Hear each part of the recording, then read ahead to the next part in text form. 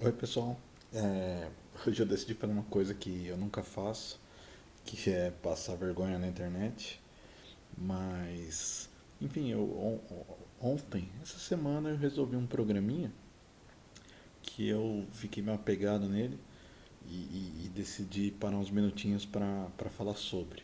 Então eu me dei o tempo de uma hora, acabou de dar 10h40, então eu quero antes de 11h40 terminar, fazer um passo a passo de um programinha. É um scriptzinho simples que eu fiz em Shell para resolver um problema bem específico aqui, mas enfim, eu gostei tanto que queria falar um pouquinho sobre ele e já adianto que não é nada demais, tá? Só porque, sei lá, eu gosto de escrever em Bash e não é sempre que eu escrevo. Eu até fiz um roteirinho aqui para eu não me perder. Acho que está muito pequeno, mas sei lá, explicando primeiro por que eu resolvi fazer o vídeo. Então, vamos lá. O motivo principal eu sempre falo porque é legal. Isso aqui é o principal. Tem vezes que a gente vai fazer alguma coisa, mas isso aqui é importante, porque não sei o que. Não, primeiro porque é divertido, o computador costumava ser divertido, né? E, e tem isso, né? Não é sempre que eu consigo escrever em Bash, o que é uma pena, porque eu gosto muito, né? E também porque eu queria contar pra alguém, né? Foi aquela coisinha que eu fiquei, sei lá, o dia inteiro batendo a cabeça e quando deu certo eu falei, nossa, que legal. E era uma coisa de trabalho, né? Espero não estar expondo nenhum segredo industrial aqui, mas enfim, eu queria contar pra alguém e eu trabalho dentro de um estúdio de animação, né? E o pessoal de desenvolvimento lá sou eu e mais dois camaradas, o Léo e o Tony. Inclusive, acho que vão acabar vendo aqui o vídeo que eu vou mandar para eles, né? Mas eles, claro, ocupados com outras coisas. Lá a gente tem um stack que é basicamente Python e JavaScript, né? É dentro de um estúdio de animação, as demandas são muito específicas, é um pouco diferente do que eu costumo ver por aí, de conteúdo de desenvolvimento. Mas enfim, a gente tem esse stack que é Python, JavaScript, eu acabo usando muita coisa de PowerShell. Lá, por conta dos softwares de animação, a gente ainda usa muito Windows, o que é uma pena para mim. E então, quando eu tenho a chance de escrever alguma coisa em Bash, eu acho muito legal e eu queria mostrar pra galera, né? E aí eu pensei muito no, sei lá, tem uma frase que atribuem ao Isaac Newton, talvez, é, sei lá, se eu conseguir chegar onde eu cheguei, se eu conseguir enxergar o que eu enxerguei, é porque eu subi, estive sobre o ombro de gigantes. Alguma coisa assim, né? E no caso, o gigante aqui é o Blau que, sei lá, me introduziu no mundo de Bash, né? Blau Araújo, se você não conhece, vale muito a pena. O cara tem um esforço incansável aí de ensinar um monte de coisa legal, normalmente tudo. Normalmente não, via de regra, que envolve software livre, a praia dele, puxa essa comunidade DebXP e o cara é genial, só tenho a agradecer. Então, Blau, que eu pretendo mandar o vídeo para você também, fica aqui um salve. E isso que eu falei, senso de comunidade, né? Eu não, colocar nesses termos é meio chato, mas eu lembro muito, pulei a Kenny aqui, mas tinha uma galera do Twitter que era muito rico, assim, poder ver o Blau, o, o Leandro, acho que o arroba dele era Leandro SP, cara que manjava muito de Bash, falava, o Francisco que puxava a rinha, então era muito legal e sei lá, nos últimos um ano que o Twitter se desfez por completo e eu também parei de usar, né? Eu usava muito e sinto falta, né? Então fazer esse vídeo também é uma tentativa de, sei lá, juntar gente que gosta de coisa parecida e para falar sobre, né? Eu fiquei de mandar um salve para Kenny aqui só porque a gente sempre brinca, né? Eu falo para ela que a gente que dá aula voluntária de desenvolvimento, de computação, eu falo só tem três coisas que você precisa saber, que é C, Git e Bash. Hoje eu vou falar um pouco de Bash, um pouco do que eu aprendi com o Blau aí, depois de ler o livro dele, não está aqui perto, mas ele tem um livro demais só sobre Bash, de ver os vídeos dele e tal. Então a Kenya para mim é, sei lá, hoje em dia é comum ver esses cargos de engenheiro de dados, cientista de dados. A Kenya para mim é a rainha dos dados, assim. Não pelo lado da monarquia, mas pela excelência e elegância que ela desenvolve. Então, outra pessoa que eu pretendo mandar esse vídeo aqui é a Kenya. E aí, por último, rapidamente, para sair dessa parte logo, é tentar fazer a web mais participativa, né? Escrever assim é meio careta, mas sei lá, acho que assim como muita gente não tem gostado dos rumos que tem tomado a internet, a parte da web, né? E a web, sei lá, já foi nossa, né? Já foi um lugar de espaço de troca, de você gostar de uma coisa e postar lá. Então, sei lá, estou otimista e estou achando que de repente pode ser o começo do movimento de tentar juntar, reunir pessoas em volta de interesses, que é porque, ao meu ver, foi criado, né? Então, muito rapidamente, não tão rapidamente, só porque eu decidi fazer esse vídeo, né? Fora isso, hoje eu peguei transporte público, coisa que eu não faço sempre, né? Porque eu trabalho de casa. Aí eu fiquei pensando, putz, acho que hoje à noite eu vou tentar gravar um negocinho. Então esse é o porquê. E, e aí porquê do script em si, né? Pra falar o porquê, acho que vale a pena falar o problema que eu estava me propondo a resolver, né? Isso aqui, sei lá, eu que estudei design, é meio a gente sempre tem essa ideia do problema, né? Eu acho que no meio do desenvolvimento, às vezes é fácil a gente se enrolar sei lá, com programa, com solução, com API e esquecer, perder de vista um pouco o problema que a gente está resolvendo. E é uma coisa que eu gosto do meio do design. Eu me formei em design, né? Que essa coisa de sempre tem qual problema você está resolvendo. Então, se colocar nessa posição de solução ao problema. O problema, vocês vão ver, é algo bem simples. É, a gente está desenvolvendo uma ferramentinha lá no trabalho que ela vai demandar, ela vai precisar de uma documentação. Deixa eu já abrir e começar a mostrar a coisa aqui. Aqui eu vou ter que navegar até a página 001. Legal. E o problema em questão, deixa eu já mostrar.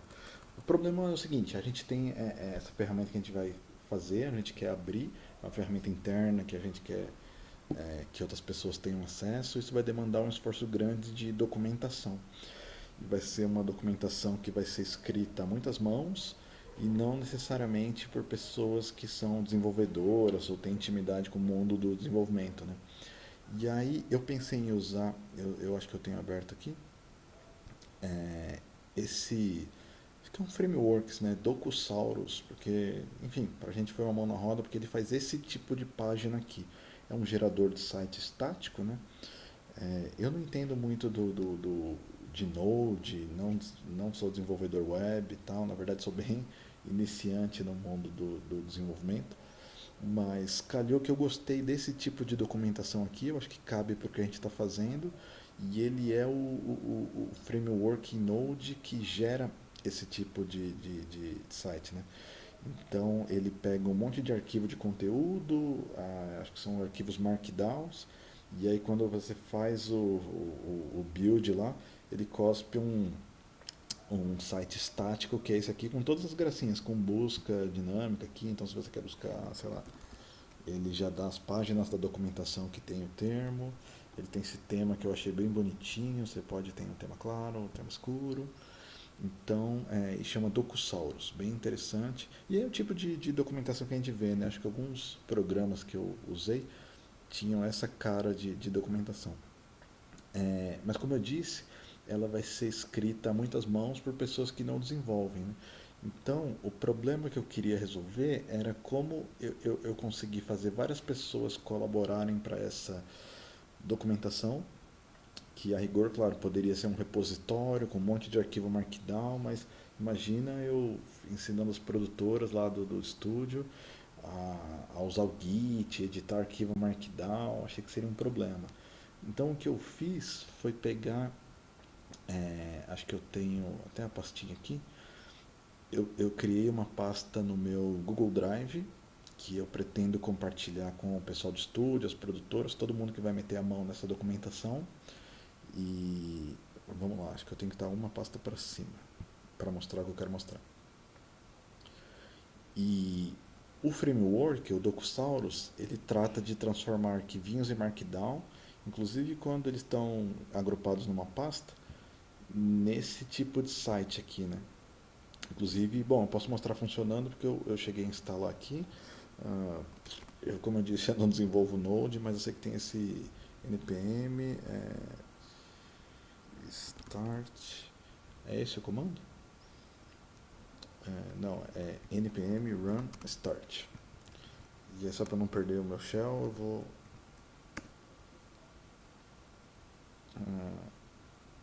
Legal, ele está começando, ele está abrindo a versão dinâmica do site. É bem dinâmico mesmo, porque é tudo React e tal.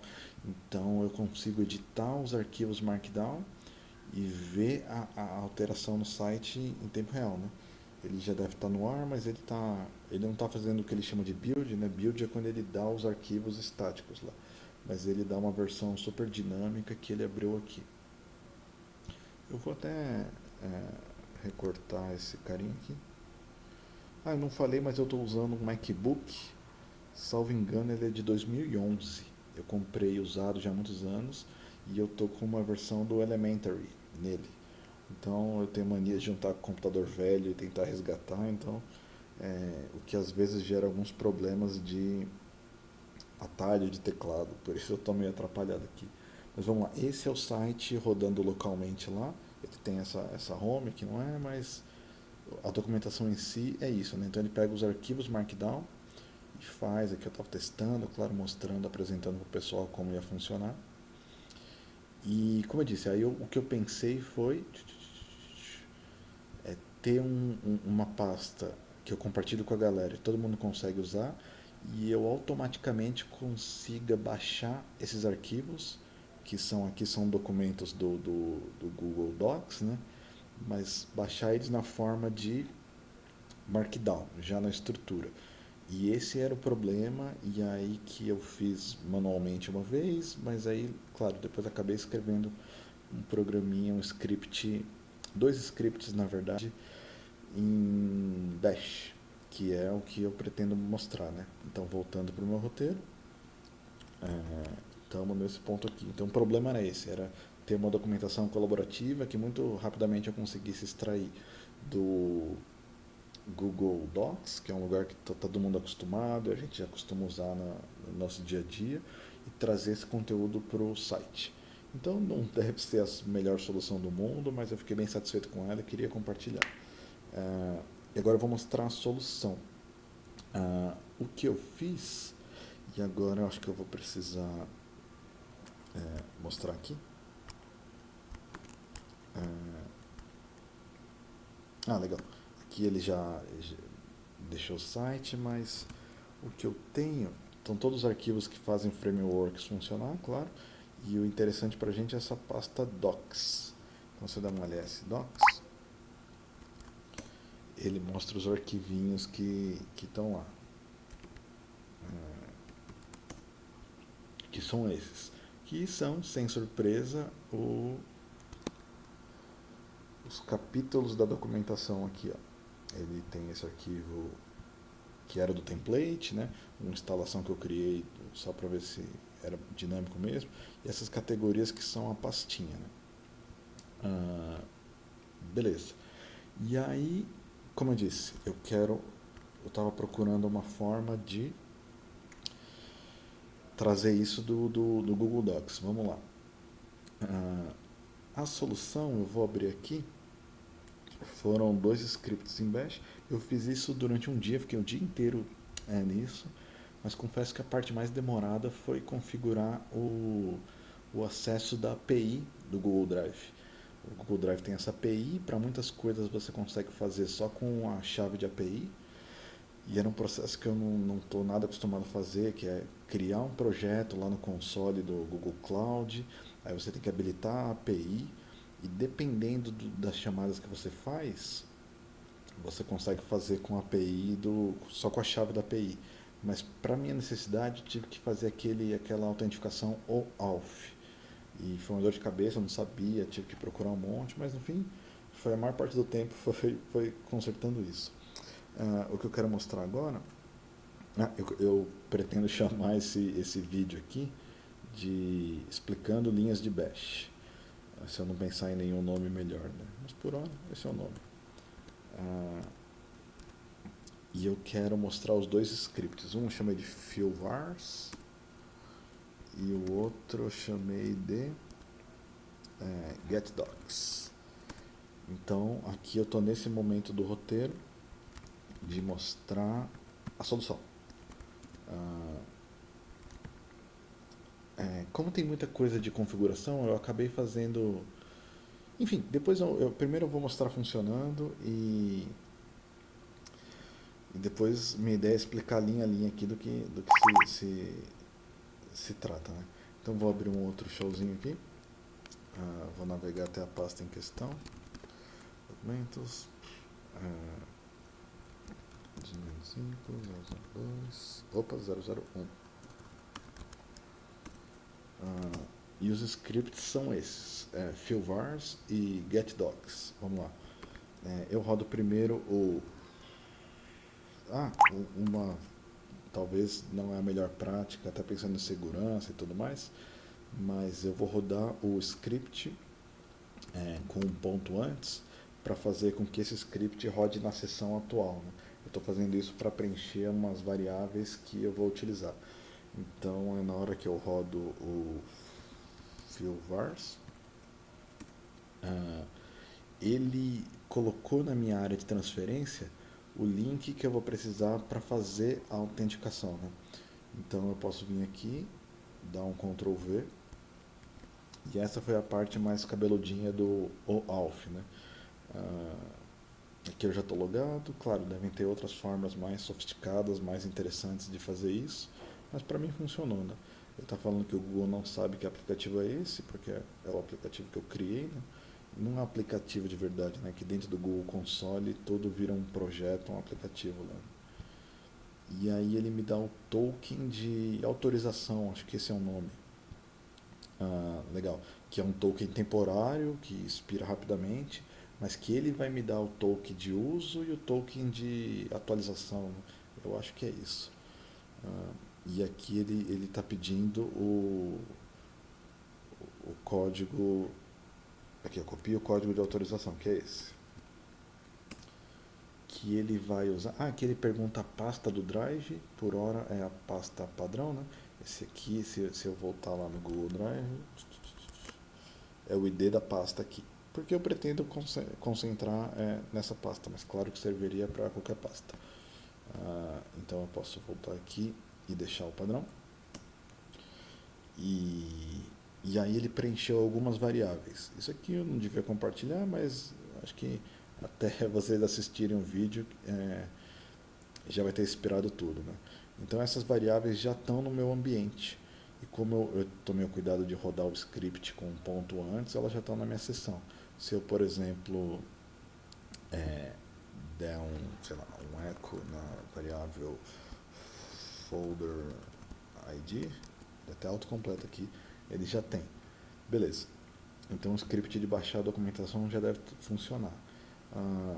Eu estou numa pasta onde estão os scripts, claro, mas eu vou criar uma pasta qualquer, sei lá, temp, não, nome ruim, né? Sei lá, teste vídeo. E, claro, vou botar para ela, uma pasta vazia, acabei de criar. E aí eu vou rodar, tomando cuidado também de colocar o ponto, né, para ela rodar na seção atual, e ela vai ter acesso, eu vou ter acesso às variáveis criadas aqui, só que ela está um nível para cima. E ela chama getDocs. Vamos ver se vai dar certo, senão não vou passar vergonha.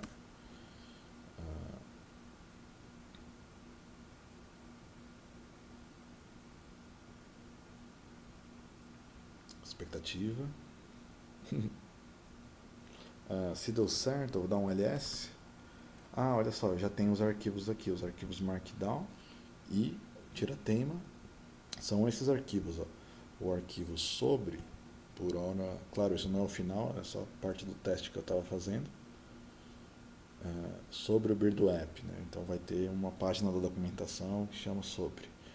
E ele veio aqui na forma de Markdown, ó. Se eu der um cat nele, sobre aquele mesmo conteúdo na anotação do Markdown, o título do Markdown com uma hashtag antes, e aqui um parágrafo, maravilha. E a pasta detalhes, com esses detalhe 1 e detalhe 2, não foi nada criativo, mas vamos só mostrar que são os arquivos que estão aqui dentro. Então, legal, essa foi a solução. Então, minha ideia é que todo mundo trabalhe e que seja uma coisa muito automatizável eu atualizar o site, né? Então, de dentro do repositório da documentação, vou poder rodar esses dois scripts. Hoje em dia, eu vou precisar de fazer manualmente, porque vai ter aquela etapa de dar o consentimento na minha conta, né? Eu sou o único usuário de teste, posso até passar para outras pessoas, mas enfim, essa foi a solução. Então, no, seguindo o roteirinho, já mostrei o porquê, não o porquê de fazer o vídeo, mas o porquê de resolver esse script em Bash, né? E agora mostrar o script em si. Se aqui vai ser interessante para alguém, eu cheguei a abrir.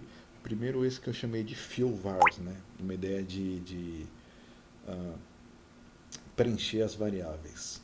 Então, esse aqui, enfim, no Bash é uma atribuição de variável.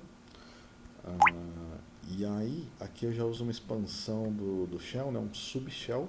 Espero que seja o termo correto aí, para o Blau não ficar chateado. Mas que dá um cat, comando, claro, que lê um arquivo.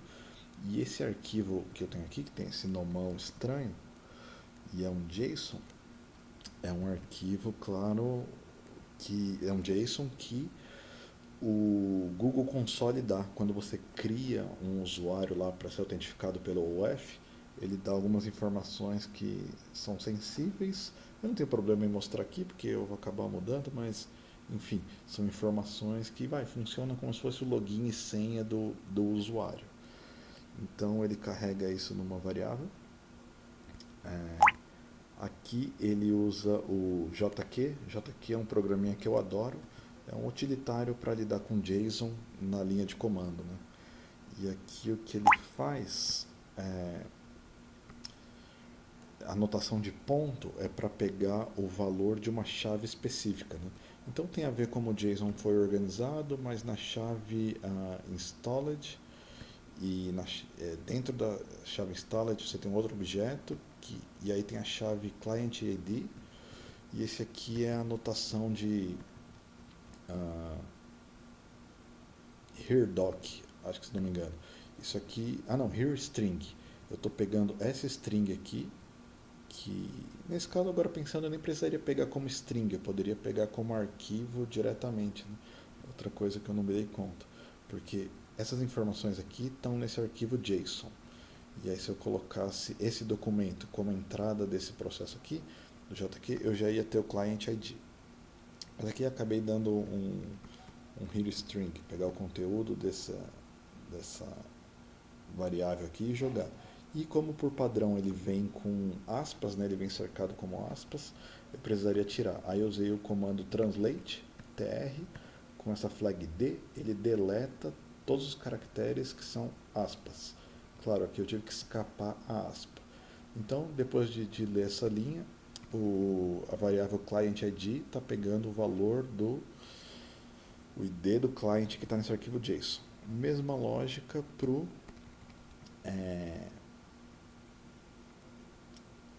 client secret. Legal. E aí, mais uma atribuição de variável.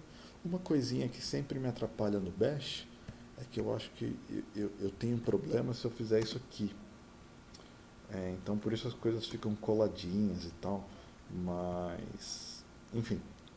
E aí, para ter o primeiro código de autentificação, que foi aquilo que eu copiei, você tem que acessar essa URL, é onde ela vai pedir o consentimento do usuário. O usuário, na verdade, sou eu mesmo. E aqui ele só tem uma string com a expansão de variáveis do shell, né? Variáveis que eu acabei de atribuir. O client ID e só isso, na verdade. E, claro, tem toda uma ciência para montar essa URL. Eu demorei muito, acho que vi uns vídeos a respeito, mas essa URL você acessa para conseguir o consentimento, né? Aí aqui, essa linha aqui, está jogando, expandindo essa variável e jogando para esse outro programinha, xclip. É um programinha que não é nativo, mas ele é muito comum, sobretudo nas distribuições aí baseadas em Ubuntu. Esse comandinho aqui faz o que entrar pelo pipe normal do bash, né? Você faz um comando, quando você coloca o pipe, você está pegando a saída desse comando e conectando na entrada desse, né? E, enfim, esse comandinho aqui com essa flag e essa letra, ele pega o que entrou no comando e joga para a área de transferência. Por isso que eu consegui ir lá no navegador e colar o link certinho, né? E aí na sequência é um script interativo, né? E ele dá esse aviso, cola o código de autorização, que é aquele que o Google me deu no navegador, deve estar até aqui. Esse código.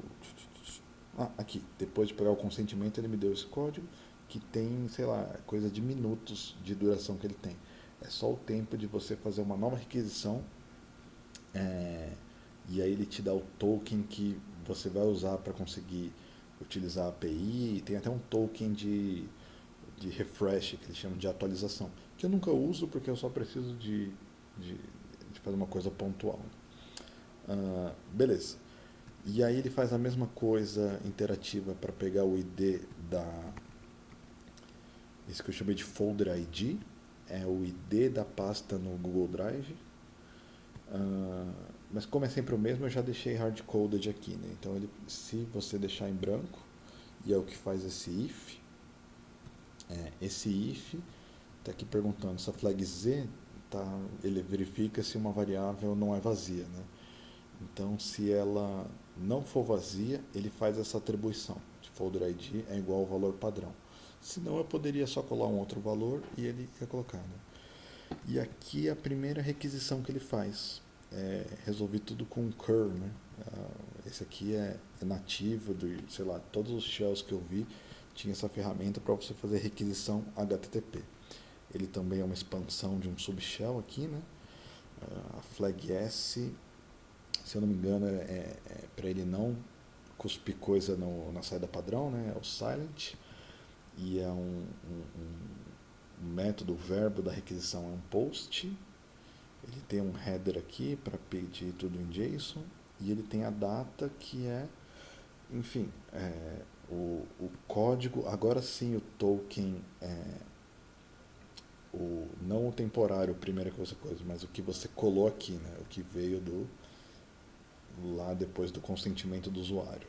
E aí ele tem também o client ID, ele tem o client secret, e ele tem outros parâmetros aqui, mas que são padrões. Isso aqui é muito depois de ver alguns vídeos e a documentação da API, né? E até o endereço onde a gente faz essa aquisição, para mim não estava claro, né? Eu estava tentando fazer em outros endereços, estava dando errado, então gastei um tempão para descobrir isso, né? E aí o que ele faz, aqui ele guarda o que voltar dessa requisição nessa variável. Esse é o lugar que eu deveria fazer algum tratamento de erro, porque nem sempre a requisição pode dar certo, alguma coisa pode estar errada, né? Mas no fim, como eu rodo ele, que nem eu rodei aqui. Eita, eu perdi o histórico, é isso? Perdi. Mas eu rodo ele na sessão, depois eu consigo sempre ver as variáveis, né? Então depois de rodar esse script, coisa que eu fiz aqui, eu posso dar uma olhada na variável res, por exemplo. E aí aqui é o segredo, né? Aqui é o token de acesso de verdade. Então, como sempre sou eu que vai usar, então eu não me preocupei tanto com a questão do tratamento de erro. E aí ele preencheu as variáveis, no final ele só avisa, né, aqui, ó, preencher essas variáveis, que é o que você precisa para fazer o script de baixar a documentação. Legal. Então, depois de fazer isso, poderia até emendar uma coisa na outra, mas aí eu rodo o script getDocs. E aí é loucurinha de bash mesmo, assim, né? Aqui eu fiz uma primeira verificação para saber se determinadas variáveis existem. Podia fazer de um jeito mais simples, talvez, mas o que eu fiz foi criar uma variável com uma string com todas as variáveis que eu preciso. Nesse caso é só o token e o folder ID, né? Então, dentro de um loop for, e sei lá, em Bash é um pouco diferente, pode ser estranho porque está acostumado com outras linguagens, mas ele tem, nesse tipo de loop for, é parecido, né? Ele tem a variável que vai iterar sobre isso daqui. E isso aqui é uma lista. Dentro do shell, uma lista é só uma string separada por espaços, né? Então a lista em questão é essa variável aqui, né? E o que ele faz nesse loop é verificar se a variável em questão é vazia. Então tem essa notação que não era familiar para mim, mas de você expandir a variável a partir do nome dela, né? Então vamos lá, na primeira iteração desse for aqui, o i vai ser token, mas eu não quero a palavra token, eu quero expandir a variável token. Então tem essa variável aqui para você fazer, não sei se tem esse nome, mas é uma dupla expansão, né? Você expande o que vem nessa variável, que vai ser a variável i, vai ser a string token. Mas nessa notação ele vai pegar a string token e expandir ela. E claro, a flag z dentro da comparação do if checa se ela não for vazia, né? Se ela for vazia, ele vai falar, pô, essa variável está faltando, eu preciso dessa variável para continuar funcionando.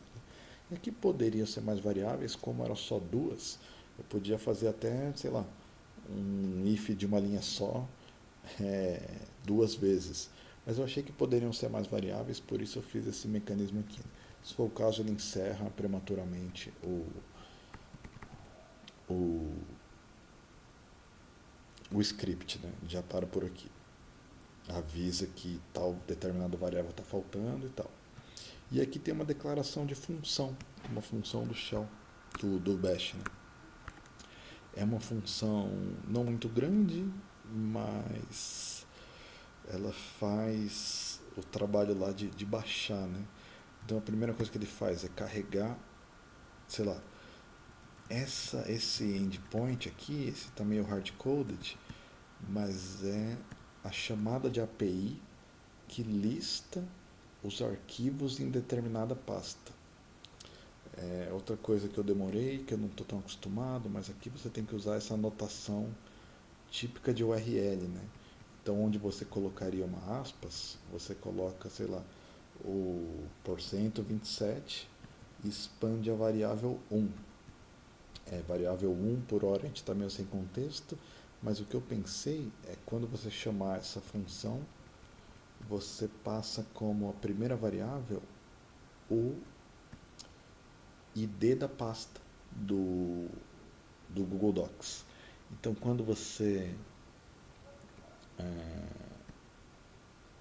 ele está numa das variáveis que foram carregadas pelo script anterior, o ID da pasta, né? E aí ele já pega a resposta dessa requisição e atribui dessa outra variável, né? Então a requisição em si está aqui dentro, é um cur, silent, ele é o get, ele tem o token aqui no cabeçalho e o endpoint, a chamada da API está nessa variável URL. E aí dentro de response, o que ele tem é tudo que voltou que tinha na pasta, né? Aqui eu vou voltar lá pro shell, e da mesma forma como eu fiquei com a variável res, nome ruim de variável, né? Mas vamos lá, eu posso ver, peraí que deu branco no nome, response. Se eu pedir para dar um echo response.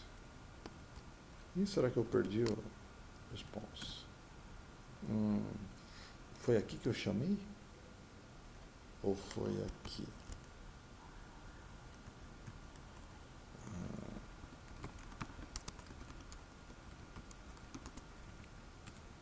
Ih, perdi.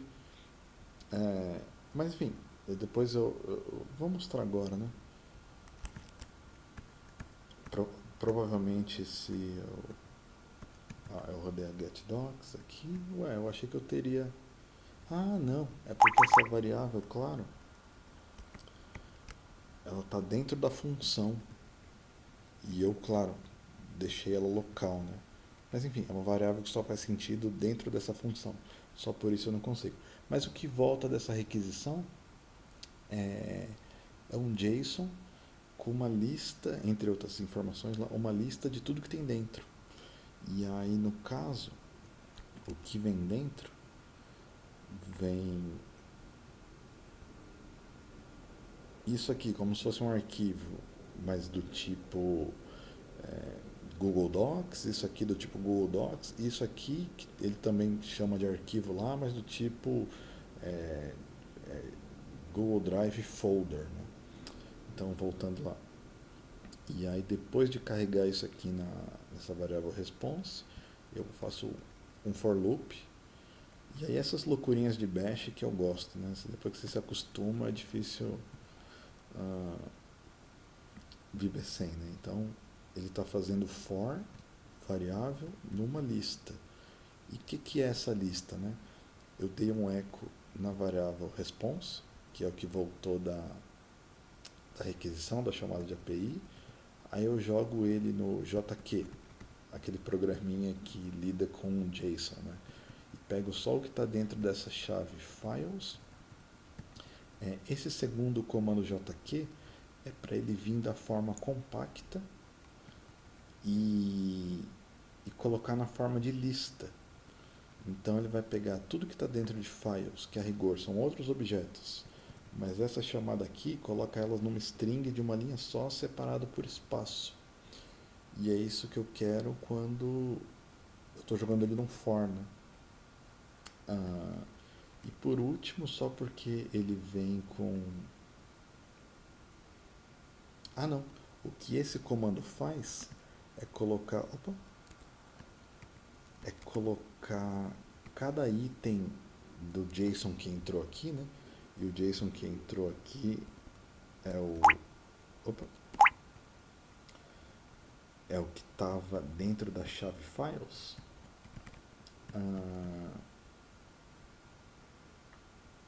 Em várias linhas, né? Então aqui ele solta uma linha para cada file que entrou. Só que aí eu usei o translate sem nenhuma flag, você substitui caracteres. Aí eu estou substituindo cada quebra de linha por um espaço, né? E aí a expansão desse comando todo, sim, vai me dar uma lista dos objetos que vieram uma do lado da outra, que é o que o for espera, né? Então eu achei essa soluçãozinha bem jeitão de bash mesmo. Legal. E aí ele faz um if e olha para o valor, de novo JQ, né? Mas para o valor que está na chave mimtype. E aqui o que está entrando é a variável da vez do loop for, né? Então se vier, sei lá, 3 arquivos, o primeiro ele olha aqui e o mimtype. Se for, se vier essa string que é o tal do Google Apps Document, o que ele vai fazer? Ele vai pegar o ID, lembrando, o ID vem nesse JSON de cada file, né? Ele faz uma loucurinha aqui, vai fazer sentido depois, mas out. A rigor é onde eu vou guardar essa variável, ou o conteúdo que eu vou acessar, né? Porque nesse momento, agora que eu já sei que ele é um documento, eu quero pegar o conteúdo dele.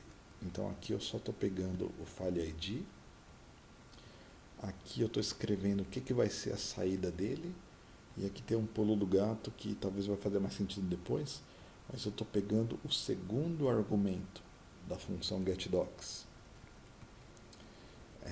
E a ideia é que o segundo argumento seja a pasta que eu estou lidando agora, né?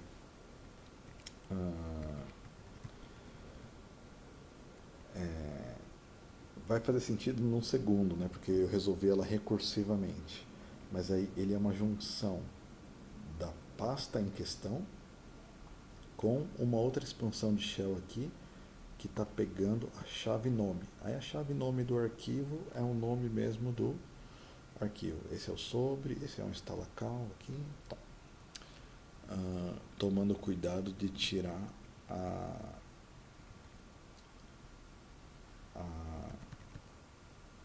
os caracteres de aspas, né? E por último colocando o markdown. E aí a URL em questão, essa aqui é a URL da API, é essa, que eu só tomei o cuidado, claro, de colocar o ID do arquivo, e esse endpoint aqui da API é o que converte o arquivo. Então ele está pegando um arquivo no formato de documento de texto do Google e está convertendo para Markdown. É uma das conversões que ele suporta, né? Você tomando cuidado de passar esse parâmetro aqui, mimtype, na URL, que é, no caso, tem essa notação de escrever o mimtype, mas é text barra x markdown. E aí ele finalmente faz essa nova chamada de API, uma outra requisição, com o cuidado dela ser silenciosa, o método, né, a ação é o get, com o token de uso no cabeçalho aqui, e a URL é o endereço onde ele vai fazer a requisição. Só que nesse caso ele está direcionando a saída no out, na variável out. E a variável out é o caminho que eu montei aqui, né? Teve esse pulo do gato que eu volto nele aqui, mas é o destino, né? O arquivo onde ele vai direcionar. Isso tudo acontece se o arquivo do loop aqui for um documento. Se ele não for o documento, se ele for desse tipo aqui, é Google Apps Folder, ele vai fazer outra coisa. Ele vai montar essa variável dir, que seria um diretório. O que ele vai pegar? Ele vai pegar o segundo parâmetro que a função recebeu, e aí barra uma expansãozinha aqui, ó. Essa expansão de shell está pegando de novo JQ para pegar o valor da chave nome. De entrada ele está usando a variável da vez, é aquela que está fazendo loop por cada um dos arquivos e tomando cuidado de tirar as aspas aqui. E aí ele cria essa pasta e aí ele chama a própria função. É uma soluçãozinha recursiva, né, que chama tomando o cuidado de chamar a função. O primeiro parâmetro é o ID da pasta onde eu quero olhar dentro, né? E aqui no caso dela está sendo chamada recursiva, já não é mais a pasta raiz, é a pasta, nesse caso, da pasta detalhes, ou qualquer pasta que tivesse aqui dentro, né? E aí o segundo parâmetro é a variável dir. O que é a variável dir? Ele incrementou o caminho aqui com o nome da nova pasta. É isso que aconteceu, né? Então, vamos lá. Se ele, na hora que ele está passando por instalação, é um arquivo. Ele converte para Markdown e joga no arquivo, montando, que é esse caso aqui, né? Ele pega a pasta e incrementa com o ponto .md. Na verdade, ele pega a pasta e aí eu tenho cuidado de, na pasta, já colocar a barra.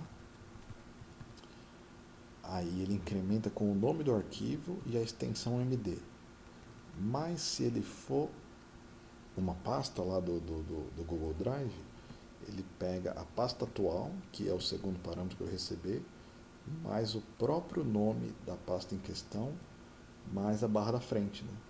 e aí ela chama ela mesma com esse caminho incrementado, né?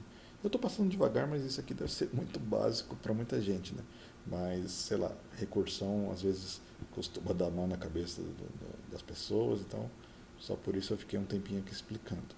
E é isso, uma função pequenininha que faz o trabalho, e aí no final, claro, eu só tenho cuidado de chamar ela com o folder ID da raiz, que é aquele padrão, e com o diretório local. Para funcionar tem que tomar esse cuidado de colocar o ponto barra, né? Porque é alguma coisa que ele já está esperando na hora que ele forma o nome do arquivo, né? Então, da primeira vez que ele rodar, vai pegar a pasta atual. Mas a partir do momento que tiver outras pastas, ele vai incrementar com o nome da pasta atual, mais o nome da próxima pasta, cria essa pasta, claro, e, e chama ela mesmo. Gente, falei um monte, nem sei se ficou confuso, se foi claro, né? Eu poderia fazer uma vez, ah, fazer a versão manual, né? Em vez de script, rodar comando a comando, mas, sei lá, eu acho que eu passaria do tempo que eu me propus, que era 11h40, isso? Teria 15 minutos para fazer, mas não sei. E aí, sei lá, minha ideia é postar esse vídeo no YouTube. Eu mostrei aqui, vocês viram que funcionou, né? Por isso que ah, vieram os mesmos arquivos aqui, inclusive os que estão na pasta detalhes. Detalhe 1 e detalhe 2, que são exatamente os que tem aqui dentro. Ah, falei um monte, ruim é falar sozinho, porque a gente não sabe se está se fazendo claro, né? Mas como eu disse, não é todo dia que eu escrevo em Bash, então eu queria compartilhar essa solução. E voltando para o roteiro, cadê o roteirinho? Passei o linha a linha. Espero que tenha sido alguma coisa que dê para entender, mas se não, enfim, vocês podem, sei lá, me escreve aí se ficou com dúvidas, se ficou curioso em alguma parte específica, ou claro, se tem uma ideia melhor de como vocês fariam, então acho que vai ser legal trocar.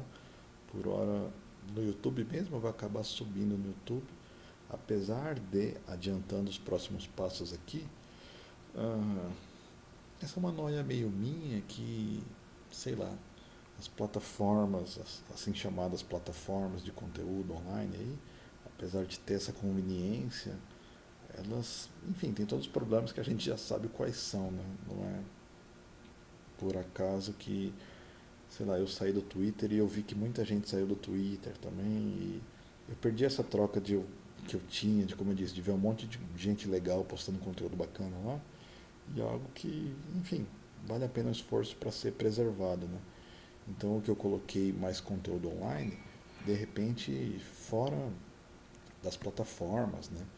Eu tô, sei lá, no meu escasso tempo livre, tô pensando em, não digo, será que subir uma instância do Pertube no servidor? Não sei, mas de repente fazer uns streamings à moda antiga, assim, sabe? Pegar um servidor que você consiga. Eu até esqueci o nome do tipo de servidor que faz isso, mas eu sei que tem um plugin do Nginx para fazer. E aí, sei lá, nem que a galera tenha que abrir o VLC, colar o endereço, ou colocar numa interfacezinha web meio lenta, assim, simples, para, sei lá, fazer um esforço para estar fora da plataforma, né? Uma coisa que eu pretendo estar nos meus projetos aí para tentar desenrolar esse ano. E só que eu não falei, não tem diretamente a ver, mas acho que fazia sentido compartilhar. Já fiz isso no passado e voltei a fazer. Eu pago uma VPS, né? Um servidorzinho da Hostinger lá que, mas para tentar aprender alguma coisa, instalar alguns serviços, mas eu quero tentar fazer disso sei lá, um computador Linux coletivo, que muita gente acesse e trabalhe de lá, estude de lá e tal, e tentar fazer algumas coisas sociais. Isso não é uma coisa que eu inventei, óbvio, é uma coisa que eu vejo por aí como sob esse nome de tilde, né? Seria o inglês para till. Talvez fale tiled, não sei. Mas é uma ideia que eu tenho, o servidor está no ar, já tem alguns serviços lá, já instalei um servidor VPN, ah, quero colocar um baixador de torrent lá, que eu acho que é uma coisa que pode ser útil para o pessoal, e meio que para estar em contato e aprender junto, sabe? Então, se alguém tiver com curiosidade sobre o Tiled, me fala que é questão da gente configurar uma chave SSH e você tem acesso ao servidor, não? Para testar coisa. Eu quero fazer o que tem esse nome de web ring, né? Você tem um monte de usuário que acessa o mesmo computador e cada um tem uma homepage e tal. Então, tudo isso é coisinha que quando você vai ver não é muito difícil de fazer e aí a gente aprende fazendo. E aí não é uma coisa super importante. Então, se cair, se der pau e perder coisa, não é para ter nada muito crucial, nenhum serviço muito importante vai estar rodando lá, que se cair a gente vai ficar sem, né? Mas para juntar, né? Uma ideia que eu tô e se alguém quiser ajudar a colar, já saber sobre isso, ou tiver curiosidade sobre, vamos trocar ideia a respeito aí.